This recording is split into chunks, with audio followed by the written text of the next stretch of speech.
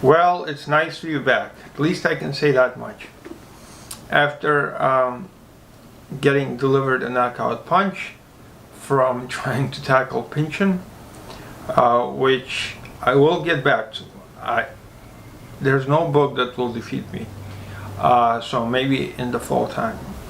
But having said that, I took half a year off, even though I wasn't on YouTube or BookTube for a while. And now I've decided to return to the channel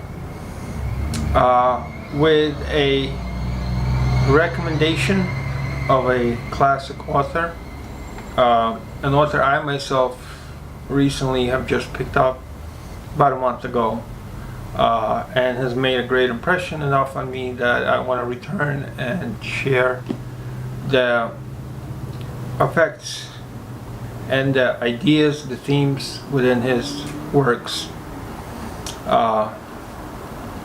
as I continue and will read more of him. The said author is Anton Chekhov. Found this book actually among the bookshelves of my mother's place, and I decided to give it a whirl. I know she's been often recommending Chekhov to me for many years, and I always failed to pick him up, but because I'm into a very long work that I hope to discuss in the near future, I felt like this was a good time to pick up Chekhov, because he's a short story writer, and in this collection are actually his 5 largest pieces, which he considered novels. They are translated by Richard Pevear and Larissa Volkonsky. I really value these translators. I've read a lot of their stuff. They mainly translate Russian authors, classical authors, I guess you would say. I've read their translation of War and Peace. I've read their translation of Anna Karenina. Also, they have done many of the translations for Dostoevsky, including Crime and Punishment, The Idiot, and Brother Karamazov. That's the 3 books of his I read, and I believe all of them were done by Richard Pevear and Larissa Volkonsky. So I was glad that when I picked up this book, these 2 were the ones doing the translation. It's nice to come back to a reliable source, because I feel like their translations are always very clear, not difficult to read through, and pretty crisp. So I thought, why not make my return to YouTube with sharing with you a work that has been a 5-star read for me, and I find his writing style very clean. It's not overly flowery. It's to the point, and I find his ideas on life and his depictions of Russian life in the late 1800s, early 1900s very interesting, honest, and at the same time without judgment. There are 5 short novellas in here that he had written over his lifetime. I believe these are the longest of his works, even though, if I remember in the introduction, it said that he had one that was perhaps longer, but not featured in here. So maybe not his epic, but in terms of, the bigger stories, these seem to be it. And when I say epic, I say jokingly, because I believe that one is maybe 200, if not 300 pages at most. So let's dive right in, and let me introduce to you the first story, which is titled The Steppe. This is one of his earlier works of fiction, where he takes us on a journey through the eyes of a young boy who is leaving a small village and traveling over numerous amounts of days through the Steppe, which is a long west land that was found in Russia, and the climate of where Chekhov himself grew up. The story is kind of like a coming-of-age story, where the boy, through his travels of leaving home and his mother, travels to a large city to become a student in one of the schools under the guidance of his rich uncle, who takes him on this journey with a priest. Among the numerous dealings that his uncle has through the different various territories they pass through, he leaves the boy onto a caravan, or a train as they call it, where there are different characters, some good, some bad, and this boy's experience of taking in all the stories, all the history, and seeing the different aspects of humanity displayed among the people traveling with him, and the impressions it makes on him, the lessons that he learns, and eventually him arriving at the city and getting ready to undertake his studies. We feel like the boy has had a good glimpse of what life unprotected is like, unguarded, so that he's ready to begin his studies now as a man. A lot of interesting discussions in this one. There's the constant play of good versus bad, of not judging people for their actions, because we all have evil in us and we all have good in us. There's a hooligan, sort of, to speak, on the train. There's also a priest, so you get this kind of play with the different people and the different perceptions of life through different eyes. I thought it was a wonderful story. I particularly was always looking at the education of this boy, not in the classroom, but in real life. His first experience and the bravery that he was able to use to his advantage to overcome many of the different pitfalls, so to speak, along the trip that Chekhov has placed him in. I thought it was a great story. Not the strongest story in this collection, but definitely a story unlike the others. The second story in here is one of his more famous stories. I believe it was just made into a movie. It's titled The Duel. This is a fucking great story. And it's great because it, I think, captivates the Russian soul in so many ways here, with all its fault and all its glory. So the basis of the story is that we have two men of different upbringings. One is a Russian wealthy family man who grew up with a mother that is wealthy but strict, and the other is a German scientist who has come to Couscous, where the story takes place, to practice his scientific beliefs, specifically Darwinism, as they're rooted in the evolution of the world, and he also sociologically has arguments of the evolution of humankind and leaving behind corrupt characters. Lovetsky, our main protagonist, has come here to escape his mother's wrath for scandalizing a married woman that he has developed a relationship with, and they come to this hot climate, different topography territory, so that they could escape his mother's wrath and her husband's refusal at letting her go. Our main protagonist, Levesky, is unhappy at this territory. He has run away from one problem into many other problems that take precedence here, including his love lost for his wife,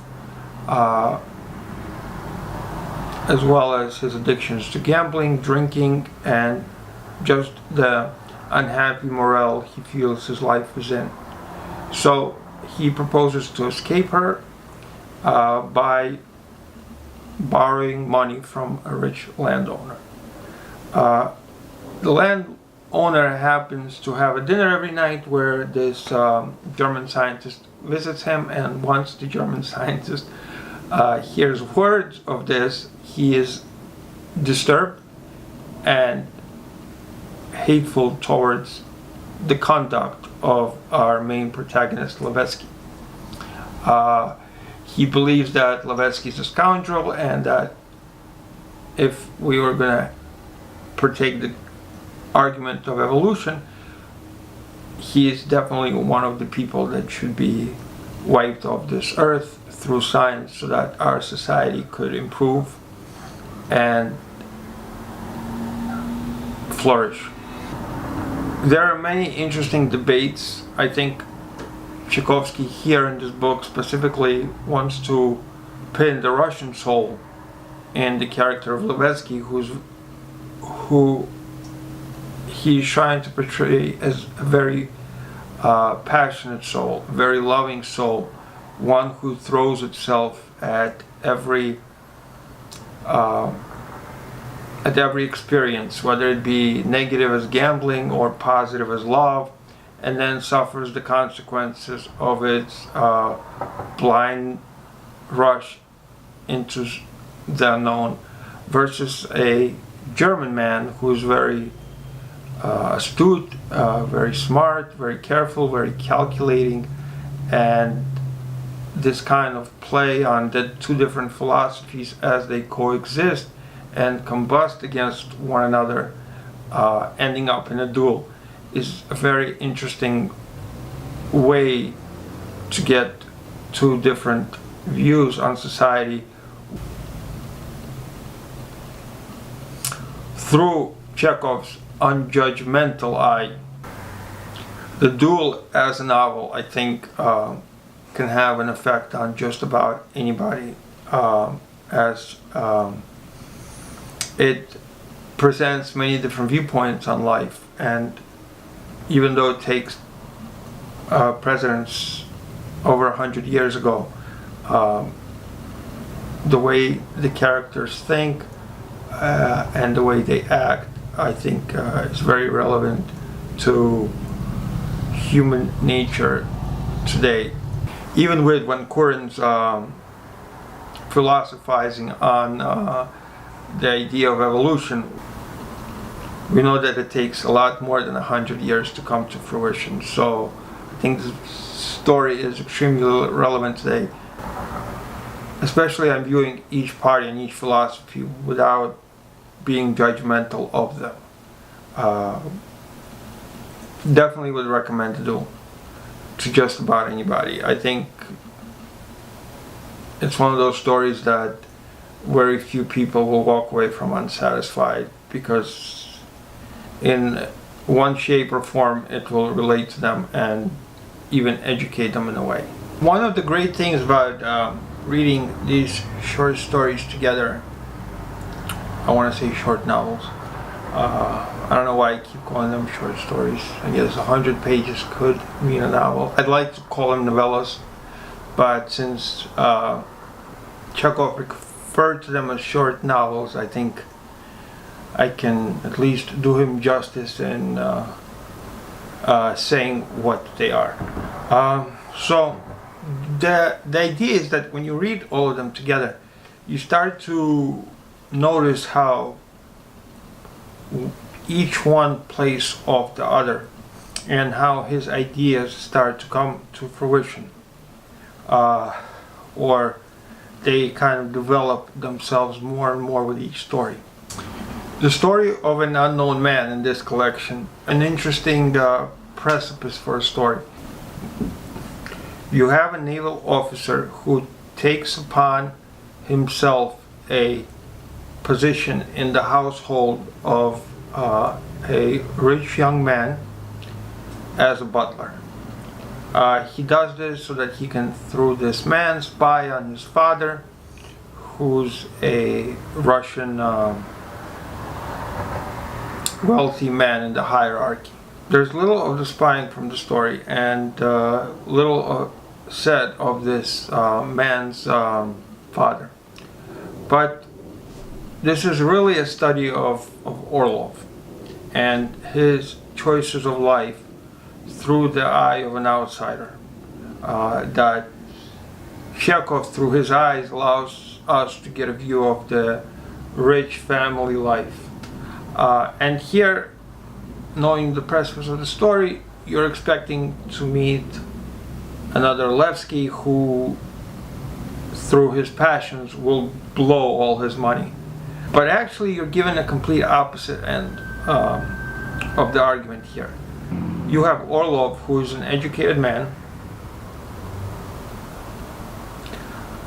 and hides in his education and among his peers. His peers are wisely chosen by himself because they are both of lower standing than him, so they do nothing but placate his decisions and praise him because they feel fortunate to know such a man themselves. And so through our naval officer's eyes, you get a glimpse into what a man who has everything available to him decides to live a protected life by his choices. He meets a woman, he garners an affair with her, and then he leaves because he's afraid that she would get too close to him. She decides to make the man's move and leaves her husband and moves in with him. When he hears of this, or in the beginning stages of this move, he takes her more out of pity than out of necessity or out of want. To keep her far from him and to keep himself shielded from all the feelings of love and vulnerability, he always takes the opposite side of hers. So there is constantly arguments, such as when she expresses a concern over another lady who's living in the house, who's a caretaker, and a thief. Almost every day something is stolen. In order to keep his distance, Orlov always takes the other side, never removing the lady of the house, also running away numerous times. And here's a kind of study of how a lot of society chooses to live its life, always protected, never willing to take a chance, trying to survive another day without actually living. Towards the end, to free this woman, our butler decides to take the situation into his own hands, summoning his position before he was involved with this household, and deciding to placate the woman and give her a brighter future. So upon them leaving and everything happening, he leaves a very notable letter that had a huge impression on me, that I would like to leave to this Orlov.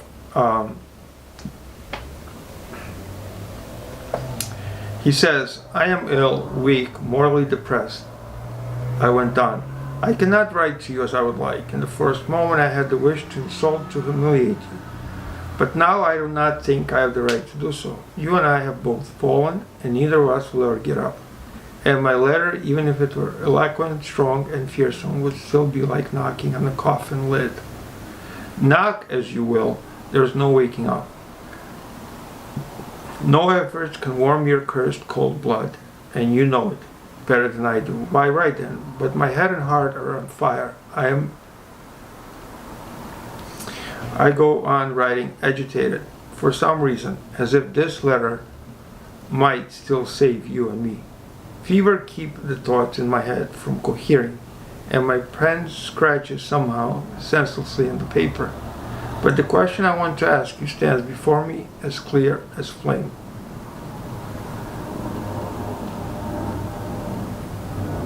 Why I grew weak and fell behind my time is not hard to explain. Like the biblical strongman, I lifted the gates of Giza on my back, so to carry them to the top of the mountain.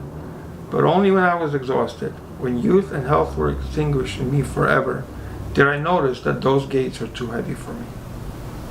And I had deceived myself. Besides, I was in constant cruel pain. I have experienced hunger, cold, illness, the loss of freedom, personal happiness I have not known and do not know. I have no refugees. My memories are a burden, and my conscience is often afraid of them. But you, why have you fallen? What fatal diabolical reasons kept your life from unfolding into a spring flower?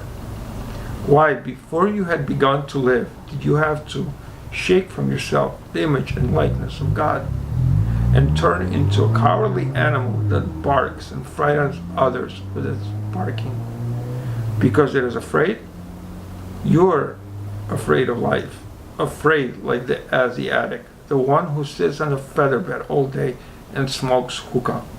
Yes, you read a lot, and you wear your European tailcoat dashingly, but still, with what tender, purely Asiatic, con-like solicitude you protect yourself from hunger, cold, physical strain, from pain and anxiety.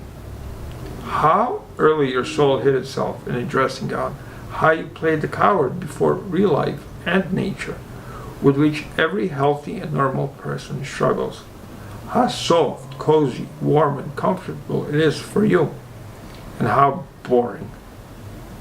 Yes, it is sometimes killingly, irredeemably boring for you, as in solitary confinement. But you try to hide from that enemy as well.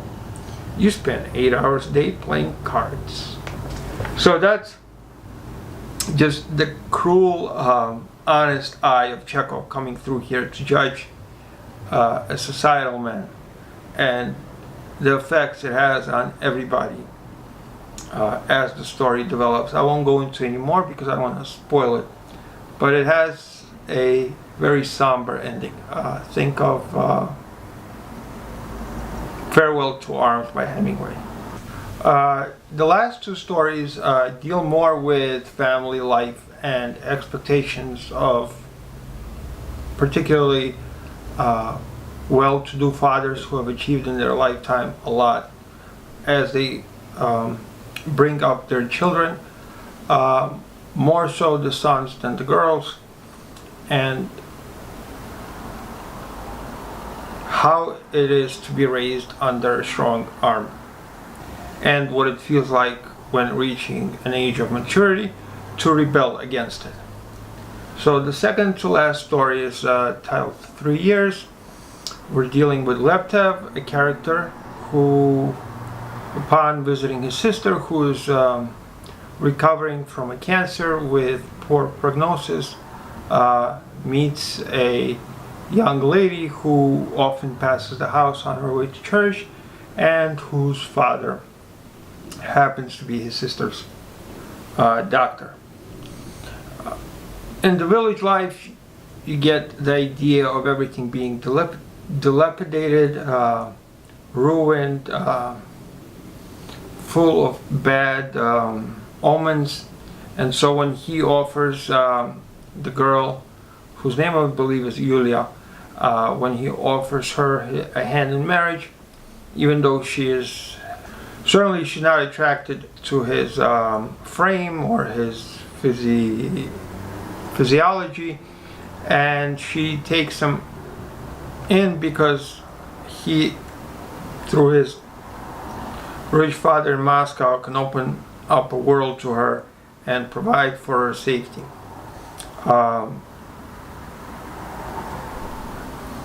They eventually marry and come to Moscow, where all the problems seem to arise. Leptev is unhappy with his father, who runs a factory where his brother is also an employee, and his father not only has mistreated his sons in the upbringing, but to the point where Lebedev has had poor experiences even in church. For the Russian community, church used to be a place of safe haven, one where the Russian population strongly believes in God. So you can see the effects that his upbringing has had if a man is afraid to go to church. His father not only mistreated his sons, he mistreats his workers, lies to them, underpays them, and you get this idea. Money is made through qualities in human nature that in a world, in a home, would be frowned upon, but in the capitalistic society, they propose an advantage of getting ahead. So not only is Lebedev dealing with his father, he's also coming to terms of the idea that his wife doesn't love him. And here you have a refreshing story of a bond that creates between two people through the hardships that they face, specifically Lebedev, but her as well. And the way that love can grow out of feelings of respect, companionship, which causes a habit of you to be just naturally happy in the presence of a person,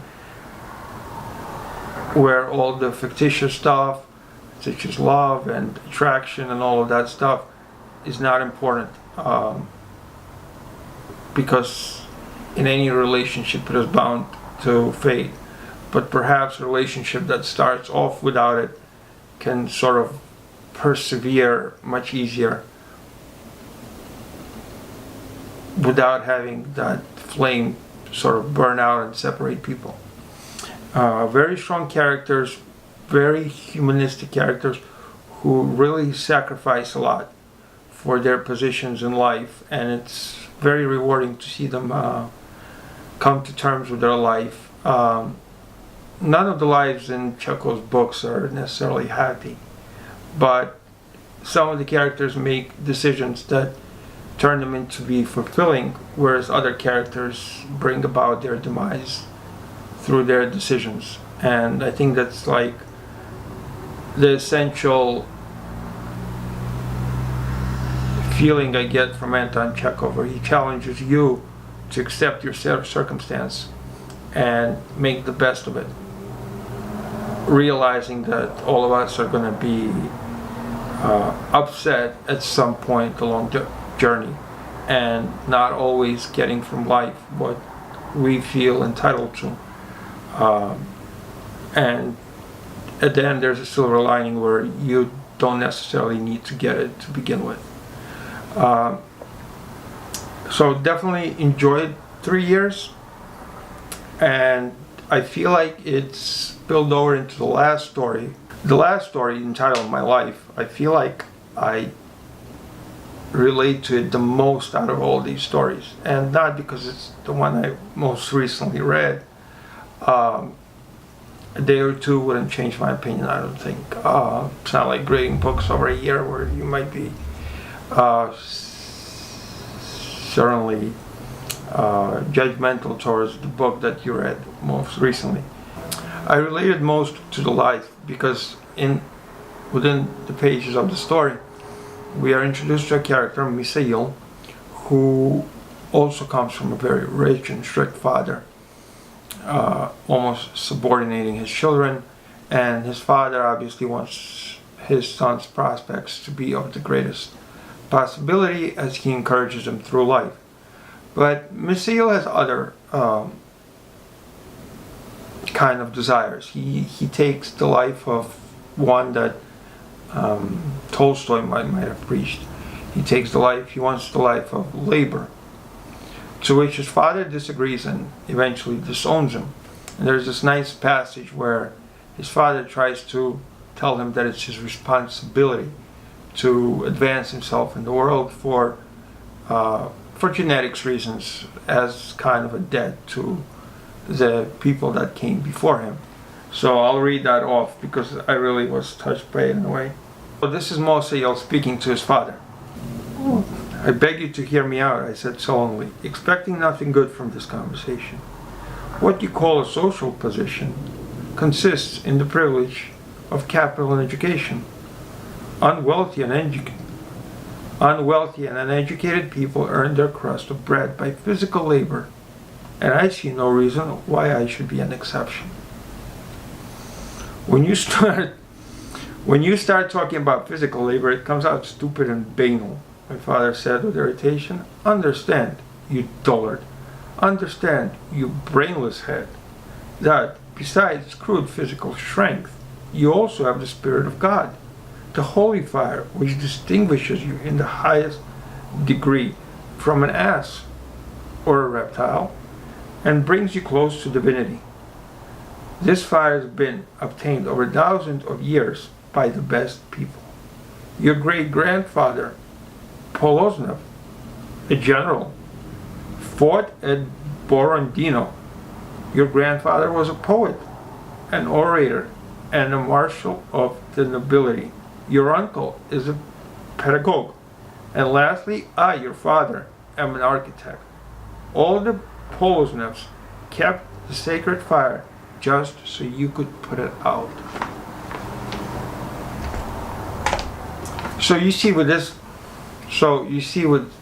kind of how his father reacts to him wanting to take another job. It's harsh, it's honest, and it's a passage full of expectations. Perhaps that's why Mosael is a character you can look up to, because he decides a life for himself as he envisions it, not as anybody else envisions it. It goes back to that phrase that you constantly hear. In your life, you're the leading actor. So do as you wish. Eventually bringing himself to this toil, he has to cope with his sister, who was very close to his father as well, and lived her whole life giving her youth away to him, to serving him. Now at a later age is impregnated by a doctor that is a friend of theirs, and he kind of refuses to take responsibility because he has to go to Moscow and he has a life ahead of him of education and money and position and stuff, so he can't be harbored with this baby. And his father, learning this, also tells the daughter to hit the road. And when she's sick, he also kind of could care less. We kind of, through these stories, get the idea of maybe Chekhov had a problem with the father figure from his perception, or of just in general of family trying to force its will on its children, not letting them make their own path, so to speak. And I think it's a very praiseworthy attribute in Chekhov to challenge authority through his characters, and to perhaps present his readers with a desire to forge their own path, no matter through what troubles they may be going through. Another big theme in this last story is Chekhov's challenge to the idea of a blissful life in the village on a farm. You kind of start to see that it's not all love, romantic, and roses. It's a very harsh life. People aren't the best of people who work on your farms. There's often jealousy, there's greed, there's trickery, deception, there's a lot of alcoholism, and just plain out stupidity. So it's nice for a major part of this book to get another view of the farm life in Russia from a different perception than that of Tolstoy, which I think outside of Russia people always romanticize about through his works, because I feel like he's more read than Chekhov. But if you want a different opinion, or to challenge, you know, the ideas that were implanted into your head by Tolstoy, specifically in War and Peace, I would really suggest reading this last story, My Life,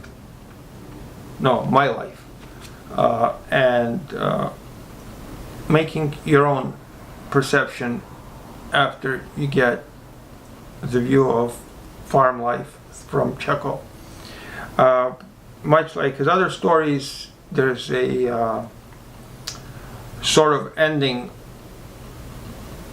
which doesn't reach too far or doesn't bog you down too low, but kind of comes out on an even keel with acceptance, cherishment, and devotion to the life we're given and the situations we're placed in.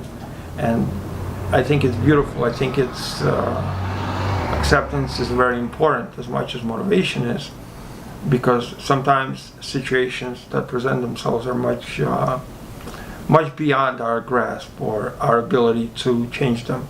So I think that in our world we're populated with motivation, with the idea that, you know, we have the freedom to make life anything we want to, but there are more powerful instances in life sometimes that determine that for us. So acceptance is a huge part of being human, of letting love